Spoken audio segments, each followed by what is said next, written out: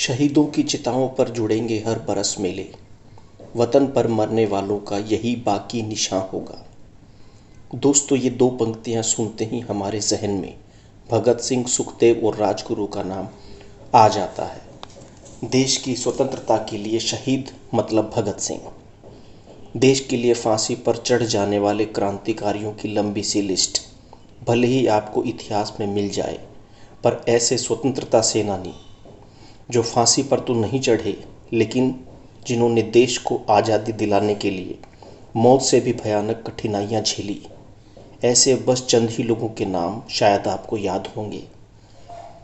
देश की आज़ादी के बाद जैसे इन क्रांतिकारियों का अस्तित्व ही खत्म हो गया। इन्हीं में से एक हैं बटुकेश्वर दत्त।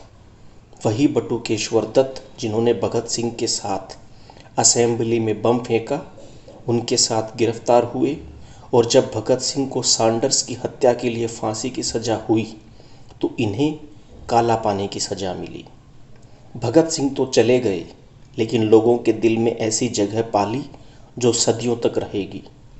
पर बटुकेश्वर दत्त जिन्होंने आजीवन कारावास में जेल की प्रताड़नाएं सही और फिर जेल से बाहर आने के बाद भारतीय स्वतंत्रता आंदोलन में योगदान दिया, उन्होंने आज़ादी के बाद की ज़िंदगी गुमनामी में जी। बटुकेश्वर दत्त का जन्म 18 नवंबर 1910 को तत्कालीन बंगाल के बर्धमान जिले के औरी गांव में हुआ था। कानपुर में कॉलेज की पढ़ाई के दौरान उनकी भगत सिंह से मुलाकात हुई। ये 1924 की बातें हैं। भगत सिंह से प्रभावित होकर बटुकेश्वर दत्त उनके क्रांतिकारी संगठन हिंदुस्तान सोशलिस्ट रिपब्लिकन एसोसिएशन से जुड़ गए। उन्होंने बम बनाना भी सीखा। क्रांतिकारियों द्वारा आगरा में एक बम फैक्ट्री बनाई गई थी, जिसमें बटुकेश्वर दत्त ने अहम भूमिका निभाई थी। विदेशी सरकार जनता पर जो अत्याचार कर रही थी, उसका बदला लेने और उसे चुनौती देने के लिए क्रांतिकारियों ने अनेक काम किए। काकोरी ट्रेन की लूट और लाहौर के पुलिस अधिकारी सैंडर्स की हत्या इसी क्रम में हुई थी। तभी सरकार ने केंद्रीय असेंबली में श्रमिकों की हड़ताल को प्रतिबंधित करने के उद्देश्य से एक बिल पेश किया। क्रांतिकारियों ने निश्चय किया कि वे इसके विरोध में ऐसा कदम उठाएंगे जिससे सबका ध्यान इस ओर आ जाएगा। 8 अप्रैल 1929 को भगत सिंह और बटुकेश्वर दत्त ने केंद्रीय असेंबली के अंदर बम फेंककर धमाका कर दिया। बम इस तरह से बनाया गया था कि किसी की भी जान ना जाए। बम के साथ ही लाल पर्चे की प्रतियां भी फेंकी गई, जिनमें बम फेंकने का क्रांतिकारियों का उद्देश्य स्पष्ट किया गया था। असेंबली में बम फेंकने के बाद बटुकेश्वर दत्त और भगत सिंह ने भागकर बच निकलने का कोई प्रयास नहीं किया, क्योंकि वे अदालत में बयान देकर अपने विचारों से सबको परिचित कराना चाहते थे। साथ ही इस भ्रम को भी समाप्त करना चाहते थे कि काम करके क्रांतिकारी तो बच निकलते हैं, लेकिन दूसरे लोगों को पुलिस परेशान करती रहती है। भगत सिंह और बटुकेश्वर दत्त दोनों गिरफ्तार हुए। उन पर मुकदमा चलाया गया। 6 जुलाई 1929 को भगत सिंह और बटुकेश्वर दत्त ने अदालत में जो संयुक्त बयान दिया, उसका लोगों पर बड़ा प्रभाव पड़ा। भगत सिंह और बटुकेश्वर दत्त पर लाहौर षड्यंत्र केस का मुकदमा चलाया गया, जिसमें भगत सिंह, राजगुरु और सुखदेव को फांसी की सजा दी गई थी। पर बटुकेश्वर दत्त के विरुद्ध पुलिस कोई प्रमाण नहीं जुटा पाई। उन्हें आजीवन कारावास की सजा काटने के लिए काला पानी जेल अंडमान भेज दिया गया। फांसी की सजा न मिलने पर देशभक्ति की भावना से भरे बटुकेश्वर दत्त बहुत निराश हुए। उन्होंने ये बात भगत सिंह तक पहुंचाई भी कि वतन पर शहीद होना ज़्यादा फ़ख्र की बात है।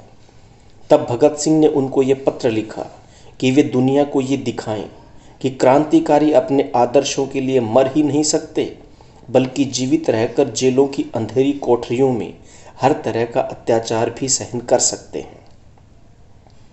जेल में ही बटुकेश्वर दत्त ने 1933 और 1937 में एक ऐतिहासिक भूख हड़ताल की। सेल्युलर जेल से 1937 में वे बांकीपुर केंद्रीय कारागार पटना में लाए गए और 1938 में रिहा कर दिए गए। काला पानी से टीबी की गंभीर बीमारी लेकर लौटे बटुकेश्वर दत्त अपने इलाज के बाद फिर स्वतंत्रता संग्राम से जुड़ गए, जिसके कारण एक बार वे फिर गिरफ्तार हुए और 4 वर्षों के बाद 1945 में रिहा किए गए। साल 1947 में देश आज़ाद हो गया। बटुकेश्वर दत्त ने शादी कर ली और वे पटना में रहने लगे, लेकिन उनकी ज़िंदगी का संघर्ष जारी रहा।